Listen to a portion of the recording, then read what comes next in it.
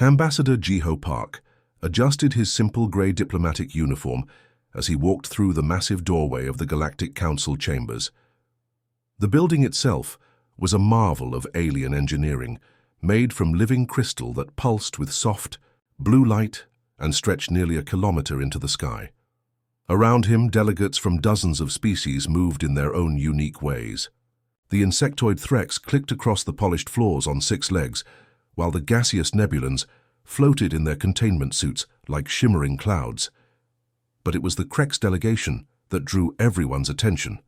They stood nearly 3 meters tall, their bodies covered in thick, chitinous plates that gleamed like black metal. Their ceremonial armor was adorned with the skulls of conquered species, and their 4 arms each carried weapons that hummed with barely contained energy. When they moved, the floor vibrated under their weight, and other delegates instinctively stepped aside. Jiho felt small beside them, but he had learned long ago that size meant nothing in diplomacy. For 3 years now, he had represented humanity.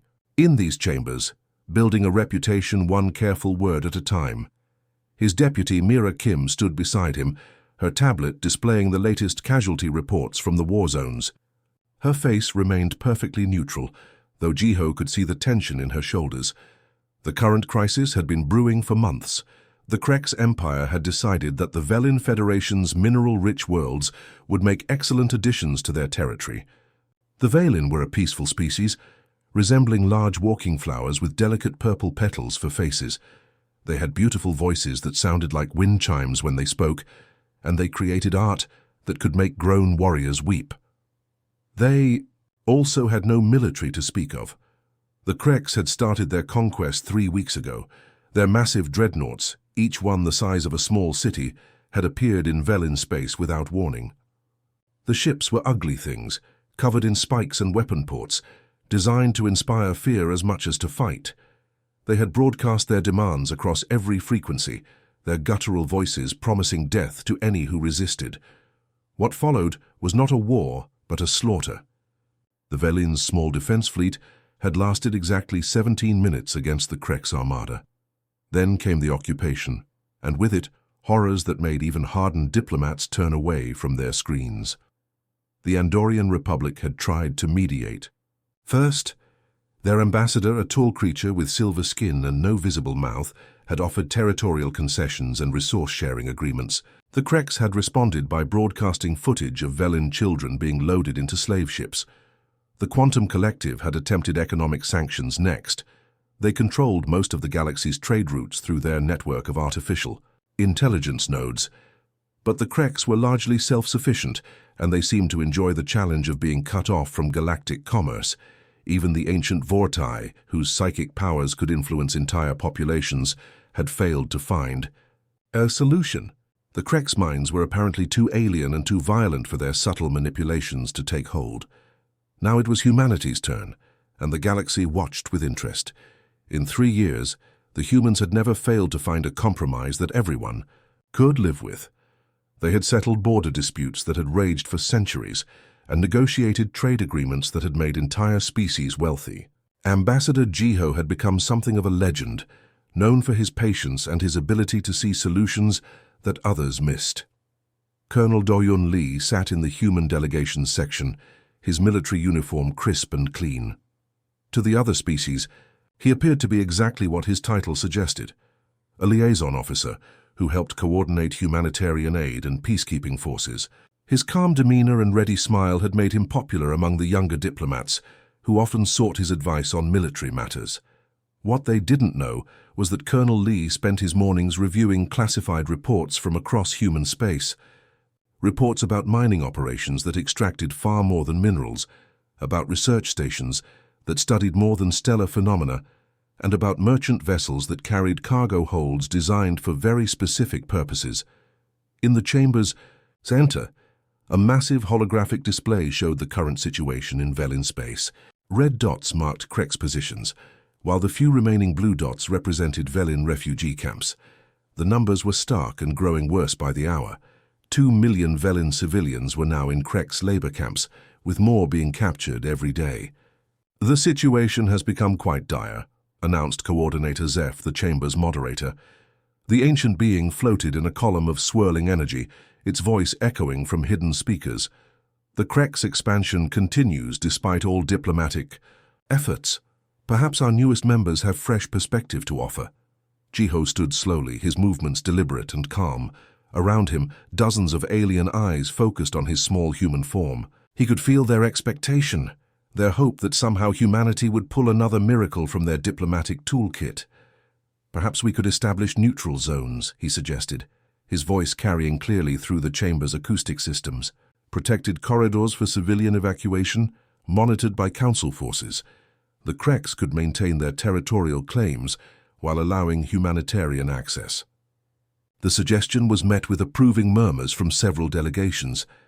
It was exactly the kind of reasonable compromise that humanity was known for, a solution that gave everyone something while preventing further bloodshed. What none of them knew was that in Jiho's jacket pocket, sealed in an envelope that had never been opened, lay orders marked Protocol 7. Similar envelopes rested in the hands of every human diplomat, military officer, and civilian administrator across the galaxy. Instructions that had been written on the day humanity joined the Galactic Council but had never been needed, until now. Far from the council chambers, Captain Hyuk Yoon guided his patrol vessel along the Kepler trade corridor. To any observer, the ship appeared to be a standard human freight hauler, its hull scarred from years of cargo loading and its engines running at minimal power to save fuel. Yoon himself looked like exactly what he claimed to be, a middle-aged merchant captain with graying hair and laugh lines around his eyes. But as he monitored his sensor displays, Yoon was also watching encrypted channels that carried very different kinds of information. Status reports from facilities that officially didn't exist, readiness confirmations from personnel who weren't supposed to be there, and inventory updates for equipment that the galaxy believed humanity didn't possess. The galaxy had grown comfortable with humanity's politeness, their reasonable suggestions and patient negotiations. They had come to see humans as the perfect mediators, a species that could be trusted to find fair solutions because they seemed to lack the ambition for conquest that drove other races. They were about to learn how wrong they were.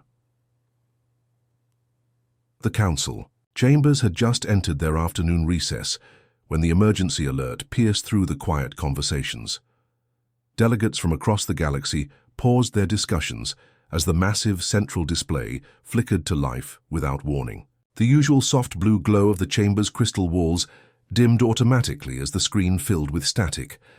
Ambassador Jiho Park was discussing agricultural trade agreements with the flower-like Velin ambassador when his personal communicator buzzed with an urgent priority signal.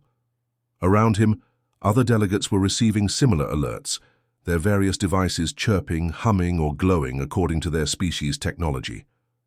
The static on the main screen cleared, revealing a sight that made several delegates gasp. New Busan Colony floated in space like a jewel, its biodomes glinting in the light of its yellow sun. The human settlement was one of the newer colonies, built around a massive space station that served as both a trading hub and a research facility. Its rotating rings housed parks, schools, and residential areas where 2 million humans lived and worked. Jiho's heart stopped as he recognized the place. His nephew Taehyun lived there with his young family, working as an engineer on the station's environmental systems. Just last week, Jiho had received a video message showing his grandnephew taking his first steps in the station's low-gravity garden. Then the Krek's dreadnought came into view. The massive warship drifted into frame like a dark mountain, its hull covered in weapon ports that glowed with charging energy. It was one of the newer Krek's vessels, nearly 5 kilometers long, and bristling with enough firepower to level a planet. Its design was purely functional, built for destruction rather than beauty, with angular surfaces that seemed to absorb light. The transmission crackled as a familiar voice filled the chamber. General Vorthak, the Krek's supreme commander, appeared, on screen in all his terrifying glory. His forearms gestured dramatically as he spoke, his voice a deep rumble that seemed to shake the very walls. "Citizens of the galaxy," he announced, his black eyes reflecting the fires of conquest.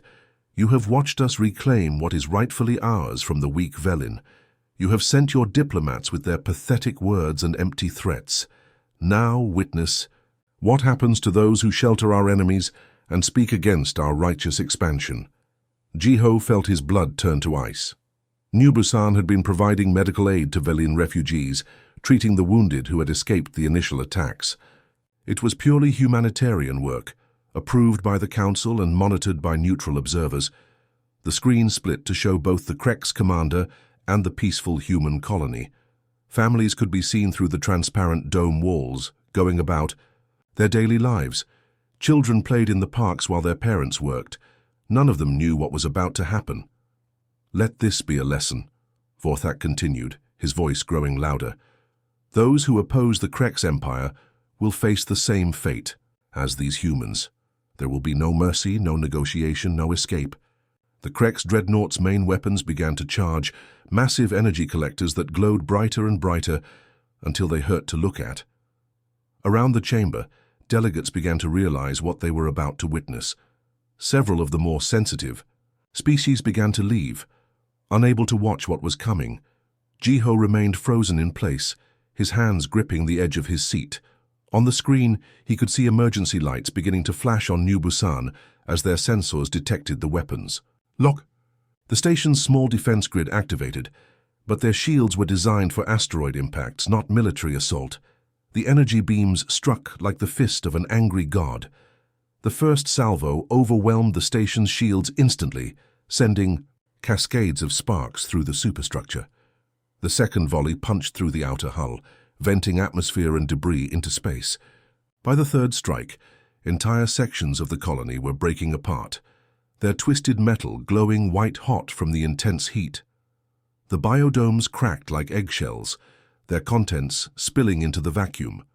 Jiho watched in horror as the garden, where his grandnephew had taken his first steps, vanished in a ball of fire. The residential areas where millions of humans lived and loved and dreamed simply ceased to exist, atomized by weapons that turned matter itself into energy. It took less than 3 minutes for New Busan colony to die. Where once there had been a thriving community, now there was only expanding debris and fading energy signatures. 2 million human lives ended in an instant, their stories cut short by Krek's ambition. General Vorthak's laughter filled the chamber as the transmission ended. "This is the price of defying the Krek's empire," he declared. "Any who stand against us will join these humans in death. Let the galaxy take note." The screen went dark, leaving the council chambers in stunned silence. For long moments, no one moved or spoke. The magnitude of what they had just witnessed was too large to process immediately. Then all eyes turned to the human delegation. The assembled delegates expected tears, angry demands for justice, calls for investigation committees and formal protests. They had seen humanity's response to crises before. Jiho would make a passionate speech about the sanctity of civilian life. Mira Kim would propose economic sanctions and diplomatic isolation. Colonel Do-hyun Lee would request peacekeeping forces and protective escorts for remaining human colonies. Instead, Jiho simply closed his communication device with a soft click. The sound seemed unnaturally loud in the silent chamber. He stood, slowly, his movements precise and controlled, his face showing no emotion whatsoever. "The diplomatic phase of this conflict has concluded," he announced, his voice quiet, but carrying clearly through the vast space. "Humanity will now respond appropriately." Without another word, he turned and walked toward the exit. His footsteps echoed on the crystal floor as confused murmurs began to rise from the other delegates. This was not the human response they had expected. Where was the grief? Where was the anger? Where were the demands for justice through proper legal channels? Behind him, Mira Kim was already moving. Her fingers flew across her tablet's interface, accessing communication channels that officially didn't exist. A single coded message went out simultaneously to every human vessel, station, and settlement across the galaxy. 2 simple words that would change everything. Protocol 7 is now active. The message reached merchant ships trading in distant star systems, research stations studying stellar phenomena, mining operations extracting resources from asteroid belts, and agricultural colonies growing food for interstellar trade. To outside observers, these were all civilian facilities, peaceful examples of humanity's contribution to galactic civilization. But as the coded transmission was received and decoded, a transformation began. Emergency protocols that had never been used suddenly activated. Personnel who thought they were farmers, miners, and researchers began opening sealed orders that revealed their true purposes.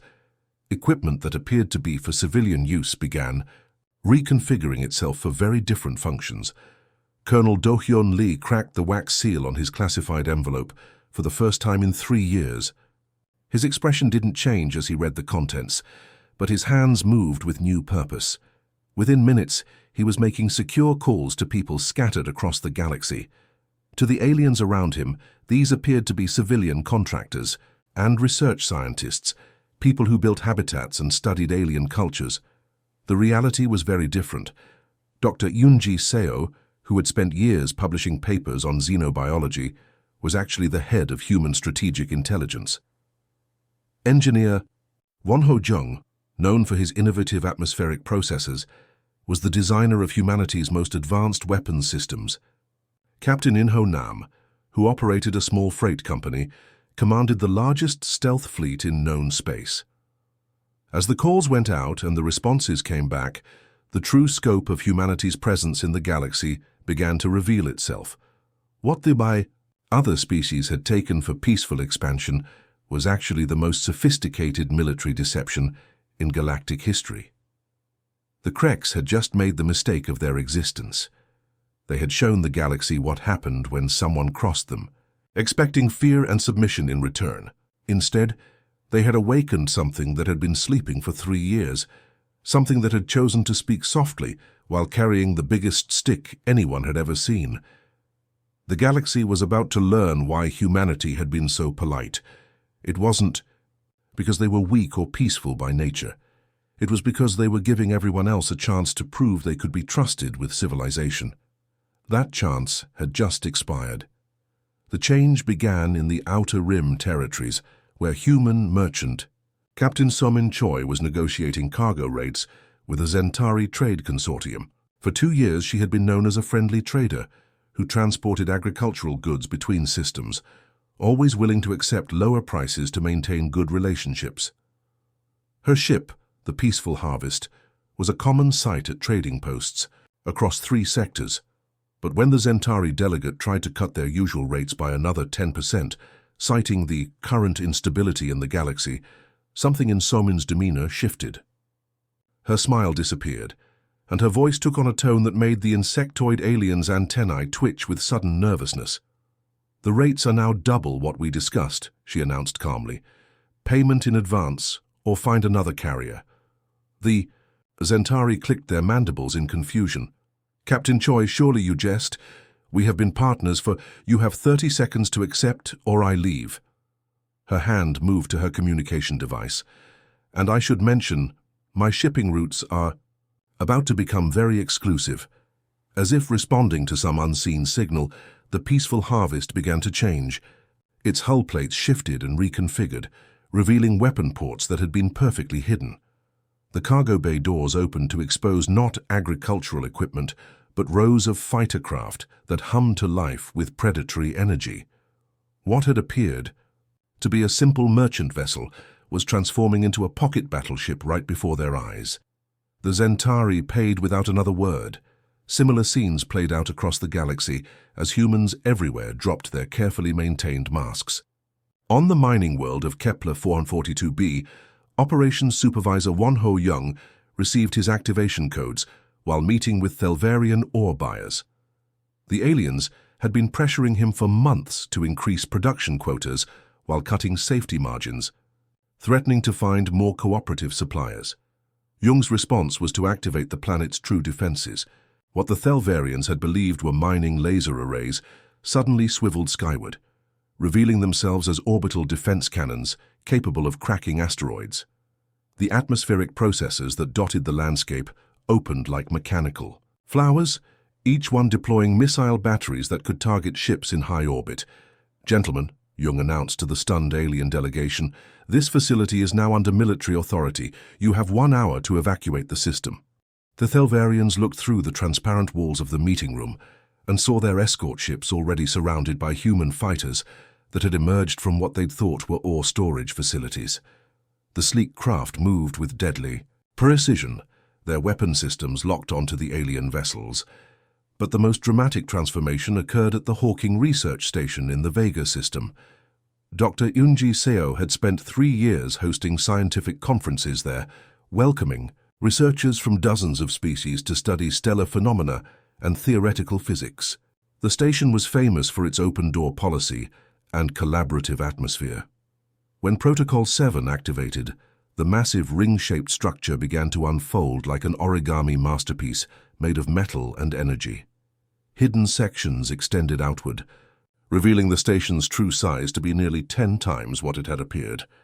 What had seemed like a research facility was actually a command and control center that could coordinate military operations across multiple star systems.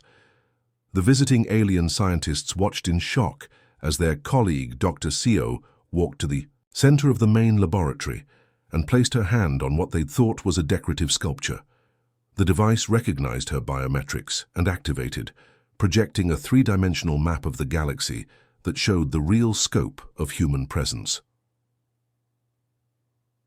Red dots marked human military installations disguised as civilian facilities. Yellow indicators showed the true capabilities of merchant vessels and transport ships. Blue symbols revealed the locations of weapon platforms that had been hidden in asteroid fields and nebulae for years. "My apologies for the deception, Dr. Hesio announced to the gathered researchers, but your governments needed to believe we were as harmless as we appeared. The transformation was most visible in human space itself, where Admiral Hyoknam finally revealed his true identity. For 3 years, he had been known as a logistics coordinator, managing supply chains and coordinating civilian infrastructure projects. His modest office on Earth's orbital station seemed barely large enough for the paperwork that covered his desk. But when the sealed orders were opened, that small office proved to be the entrance to something much larger. Hidden behind false walls and holographic projectors was the nerve center of Human Strategic Command, a facility that had been monitoring every ship movement, every communication signal, and every military deployment in the known galaxy. Admiral Nam's first official order was to recall all human vessels to their true configurations. Across the galaxy, merchant ships began shedding their cargo pods to reveal sleek warships underneath. Agricultural transports deployed weapon systems that had been hidden in their hull plating. Even passenger liners revealed themselves to be troop carriers equipped with advanced shielding and defensive arrays. The scope of the deception became clear when the human colony ships began to activate. These massive vessels had been slowly traveling between systems for years, seemingly carrying families and equipment to establish new settlements. The aliens had welcomed them as signs of human expansion and peaceful intentions. Now they revealed their true nature as mobile fortress platforms. Each one carried enough firepower to level a planet and enough troops to occupy an entire star system. They had been positioning themselves strategically throughout the galaxy, ready to establish control points at a moment's notice. Captain Inho Yeon commanded one such vessel, the New Horizon, which had been traveling toward the Centauri system for 2 years. The Centaurians had even thrown a welcome celebration, eager to trade with their new human neighbors. Now Inho activated his ship's combat protocols, and the New Horizon transformed into a kilometer-long dreadnought, bristling with weapons that made Krek's technology look primitive. But perhaps the most shocking revelation came from the human research stations scattered throughout space. Facilities like the Aurora Observatory had been welcoming alien visitors for years, hosting conferences on astronomy and physics. Scientists from across the galaxy had shared their knowledge freely, believing they were contributing to humanity's peaceful scientific development. The truth was far different. Every piece of information shared had been analyzed and weaponized. Every alien technology demonstrated had been reverse-engineered and improved upon. The humans hadn't just been studying the stars, they had been studying everyone who came to visit, learning weaknesses and capabilities that could be exploited if necessary. Dr. Min-jae Park, the station's director, activated systems that had been hidden behind false panels for years. The observatory's massive telescope array reconfigured itself into a communications network that could coordinate military operations across half the galaxy. What aliens had thought were particle accelerators for physics experiments revealed themselves as the primary components of weapons that could punch holes through space-time itself. The galaxy's communication networks buzzed with panicked transmissions as species after species realized the truth. The humans they had patronized as newcomers had been playing a game of deception that spanned light years and involved millions of personnel. What had seemed like innocent expansion was actually the deployment of the most sophisticated military machine the galaxy had ever seen. The Andorian Republic's silver-skinned ambassadors sent urgent messages to their homeworld, their telepathic communications filled with shock and fear. The Quantum Collective's artificial intelligence nodes began recalculating threat assessments, their processors overheating from the massive data revision required. Even the ancient Vortai, who had manipulated galactic politics for millennia, found themselves caught completely off guard. Their psychic powers, so effective against other species, seemed to slide off human minds like water off polished metal. Within 6 hours of Protocol 7's activation, the balance of power in the galaxy had shifted completely. What had been a collection of squabbling species dominated by aggressive empires like the Kreks was now a galaxy where humanity held all the cards, and everyone was beginning to understand that humanity's 3 years of polite diplomacy hadn't been weakness or naivety. It had been the greatest act of restraint in galactic history, a courtesy extended by apex predators to prey animals who didn't even know they were being hunted. The Kreks Empire was about to learn what happened when that courtesy was withdrawn.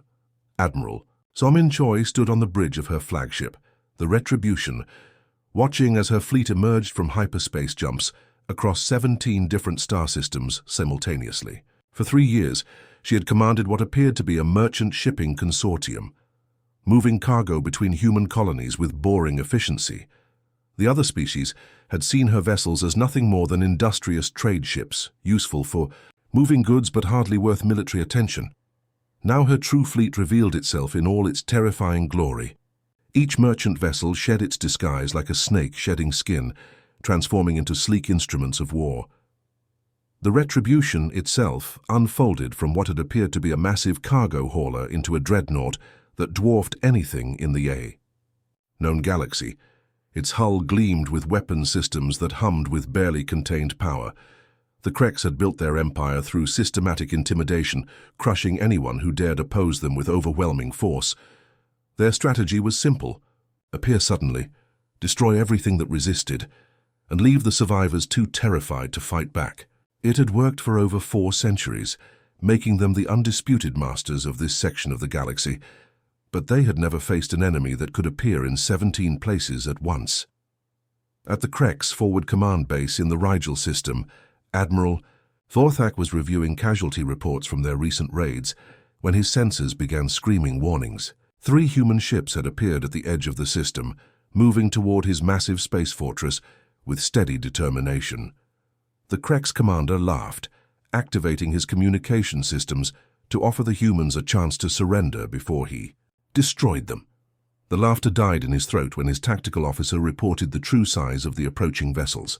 What had seemed like 3 medium-sized ships were actually 3-kilometer-long battleships, their hulls bristling with weapon systems that his computers couldn't even classify. The lead ship alone carried more firepower than his entire fortress. Admiral Vorthak had exactly enough time to order a general retreat before the human weapons opened fire. The energy beams that lanced out from the human ships didn't just penetrate his fortress's shields. They seemed to ignore them entirely, passing through the defensive barriers as if they weren't there. The massive Kreks installation, which had taken decades to build and had never been successfully attacked, simply dissolved under the human assault. Similar scenes played out across Kreks space as Admiral Somin's forces struck with surgical precision. At the Altair mining colonies, human ships emerged from what had appeared to be empty space, their stealth systems so advanced that the Kreks sensors never detected them until weapons were already firing. The defense platforms that had protected those worlds for generations were reduced to scrap metal in minutes. But the most devastating assault was yet to come. Captain In-ho Nam, who had spent 3 years operating a small freight company near the galactic core, received his targeting coordinates and felt a cold satisfaction wash over him.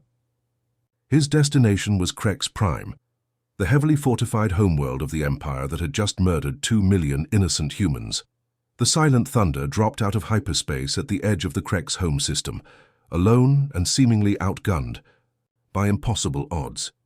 The planet was surrounded by orbital defense platforms, each one the size of a small moon and armed with enough weapons to sterilize entire worlds. Her fleet of over 300 Krex warships patrolled the system, their hulls decorated with the bones of conquered species. Captain Nam opened a communication channel to Admiral Somin, his voice calm and professional. "This is Silent Thunder. Beginning final approach, all systems green." "Understood, Captain," came the reply. "You are cleared for weapons free. Make them count." The Krex defense fleet moved to intercept what they saw as a single suicidal human vessel. Their formation was perfect, a wall of firepower that could have stopped any known attack. The orbital platforms charged their main guns, preparing to reduce the human ship to atoms. They never got the chance to fire. The Silent Thunder revealed its true nature as it accelerated toward the planet. What had appeared to be a simple cargo vessel was actually a mobile weapons platform, carrying technology that bent the laws of physics. Its primary weapon charged with a sound like reality tearing, drawing power from sources that made the Krex energy systems look like primitive torches. The beam that emerged from the human ship's main gun didn't just destroy the defending fleet. It erased them from existence. 300 Krex warships, each one a terror that had brought entire species to their knees, simply ceased to be. The orbital defense platforms lasted a few seconds longer before they too vanished into quantum foam. Captain Nam's second volley targeted the planet's surface installations. The Krex capital city, with its towering monuments to conquest and its palaces built from the bones of their enemies, became a crater of molten glass. The military command centers that had coordinated centuries of slaughter were reduced to subatomic particles. The battle for Krex Prime lasted exactly 14 minutes. When it ended, the most feared empire in the galaxy was a collection of debris orbiting a dying star. The planet itself still existed, but its surface was scarred beyond recognition, its atmosphere burning with fires that would take years to extinguish. Back at the Galactic Council chambers, emergency sessions were called as reports flooded in from across the galaxy. The Krex Empire, which had seemed invincible just hours before, was collapsing faster than anyone thought possible. Fleet after fleet simply vanished from the sensor networks, their last transmissions cut off mid-scream. The assembled delegates sent frantic messages to Ambassador Jiho, begging for a ceasefire, demanding explanations, pleading for humanity to show the mercy that the Krex had never offered their victims. The responses came not from Jiho himself, but from Colonel Do-hyun Lee, whose mild manner now seemed like a thin veneer over something far more dangerous. "Humanity tried diplomacy for 3 years," his message stated simply. "You mistook our courtesy for weakness. There will be no further warnings." The colonel's words were accompanied by data files that made the blood of every delegate run cold. Dr. Yoonji Seo, the xenobiologist who had spent years attending their conferences and sharing meals with their families, revealed her true identity as the head of Human Strategic Intelligence. The files she transmitted contained detailed battle plans for dismantling every major government in the galaxy. The Andorian Republic's capital defenses, the Quantum Collective's AI networks, the Thelvarian Mining Guild's industrial infrastructure, everything, had been analyzed, catalogued, and marked for destruction if necessary. Humanity hadn't just been preparing to defend themselves, they had been ready to conquer the entire galaxy from the moment they had arrived. The scope of the intelligence operation was staggering. Every diplomat who had visited human space, every trader who had negotiated with human merchants, every scientist who had collaborated on research projects, all of them had been studied, their homeworlds mapped, their species' weaknesses identified and exploited. But perhaps most terrifying of all were the biological profiles. Dr. Seo's files contained genetic analyses of every known species, complete with detailed information about their physiologies, their reproductive cycles, their nutritional requirements, and their susceptibility to various forms of biological warfare. The humans knew exactly how to kill every single one of them, right down to the cellular level. The Vortai, whose psychic powers had made them the galaxy's premier intelligence brokers, discovered that their own minds had been thoroughly mapped and analyzed. Humanity had identified the neural pathways that generated their telepathic abilities and had developed countermeasures that could not only block their powers but turn them against their users.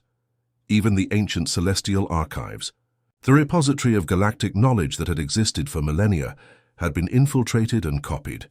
Every secret, every hidden truth, every carefully guarded piece of information was now in human hands. As the reports continued to pour in, the delegates began to understand the true magnitude of what they were facing. The humans hadn't just hidden their military capabilities. They had conducted the most comprehensive intelligence operation in galactic history. While presenting themselves as eager students learning from older, wiser species, they had actually been apex predators studying their prey. The Krex Empire's destruction wasn't revenge, it was a demonstration, a carefully calculated display of power designed to show the galaxy exactly what humanity was capable of when they stopped being polite. The message was clear. This was what happened to those who mistook kindness for weakness.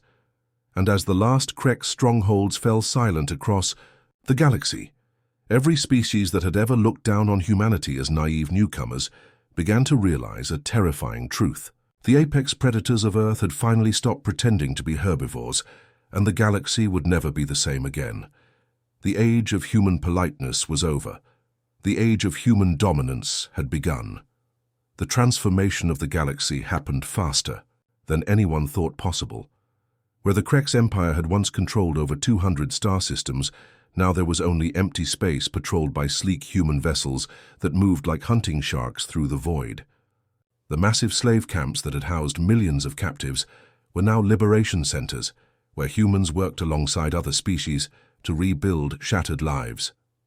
General Sua Hong stood on the bridge of her flagship, the Peacekeeper, as it glided through what had once been the most dangerous pirate corridor in known space. For decades, the Bloodfang raiders had used this asteroid field to ambush merchant vessels, stealing cargo and selling survivors into slavery. The local governments had tried for years to clear them out, losing dozens of ships in the process. It had taken General Hong's fleet exactly 47 minutes to solve the problem permanently. The pirates' hidden bases, carved into massive asteroids and defended by stolen military hardware, had simply vanished under the precise fire of human weapons. Now her ships patrolled these same trade routes, their sensors sweeping constantly. For any sign of trouble, a communication alert chimed on her console. "General, we have a distress signal from a Velin merchant convoy. They're reporting engine problems near the Kepler Nebula. Dispatch the Storm Rider and Nighthawk to assist," she ordered, "and remind Captain Yoon that these are refugees, not combatants. Handle them with care." The irony wasn't lost on her.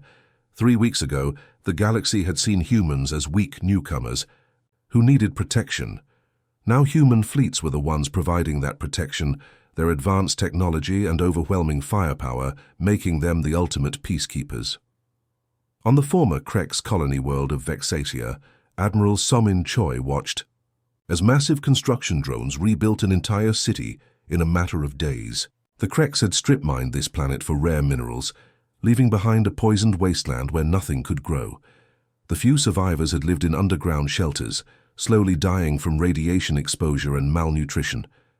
Now the sky above, Vexatia was filled with human engineering vessels, each one the size of a small city, and equipped with technology that seemed like magic to the watching aliens. Atmospheric processors were cleansing the air of toxins, while molecular assemblers literally rebuilt the soil from the ground up. The poisoned rivers ran clear for the first time in decades. "Admiral," her chief engineer reported, "the primary habitat domes are ready for occupancy. We can house 50,000 refugees initially, with expansion capacity for 500,000. Simon nodded, watching as graceful tower spires rose from the planet's surface like crystal trees reaching toward the stars. The architecture was purely human, but designed with the needs of multiple species in mind. Valin required gardens and natural spaces. Thelvarians needed underground networks. The gaseous nebulans required specialized atmospheric chambers. "Begin the transfer operations," she ordered, "and make sure every family has access to medical care and education facilities. We're not just rebuilding their homes, we're giving them a future." Back on Earth, the transformation was just as dramatic. The modest offices that had housed humanity's diplomatic corps were revealed to be the tip of an enormous iceberg. Deep beneath the planet's surface, command centers that rivaled small cities coordinated operations across the galaxy. Dr. Yunji Seo walked through halls lined with holographic displays showing the status of every human operation in known space. Chapti, Handorian delegation is requesting a formal treaty, her aide reported. They're offering exclusive trading rights to their quantum crystal deposits. "Tell them we'll consider it," Dr. Seo replied, studying a display that showed refugee movements across 17 star systems. "But make it clear that any agreement depends on their treatment of the Krek survivors in their territory. We're monitoring the situation closely." The aide nodded and hurried away. Everyone understood the new reality. Humanity wasn't just the strongest military force in the galaxy. They were also the most comprehensive intelligence network. Every ship movement, every political decision, every economic transaction was being watched and analyzed by human systems that made the old Krek surveillance network look like a child's toy. 3 weeks after the fall of the Krek's empire, Ambassador Jiho Park returned to the Galactic Council chambers for what everyone knew would be his final appearance as a diplomatic representative. The massive crystalline structure seemed smaller somehow, its blue glow dimmed by the weight of recent events. The delegates who had once filled every seat now clustered in nervous groups, their conversations conducted in whispers. The chamber fell silent as Jiho entered, his simple grey uniform unchanged from the day he had first addressed the council 3 years earlier. But everything else had changed. The alien delegates who had once looked down on humanity with patronizing smiles now watched him with a mixture of fear and respect. They had seen what happened to those who underestimated human capabilities. 3 years ago, Jiho began, his voice carrying the same calm tone he had always used, humanity came to this council with hope. We believed that we had found a community of mature civilizations, species that had evolved beyond the need for conquest and domination. We thought we could learn from your wisdom and contribute to a truly peaceful galaxy. He paused, letting his words sink in. Around the chamber, delegates shifted uncomfortably in their seats. They remembered their own attitudes from those early days, the way they had dismissed humanity as naive idealists who would learn harsh lessons about galactic reality. "Instead," Jiho continued, "we learned that your peace was built on a foundation of mutual weakness. You maintained stability not through genuine cooperation, but because no one was strong enough to upset the balance. The Krek's empire existed because you allowed it to exist, feeding it tribute and turning away from its atrocities rather than risk conflict."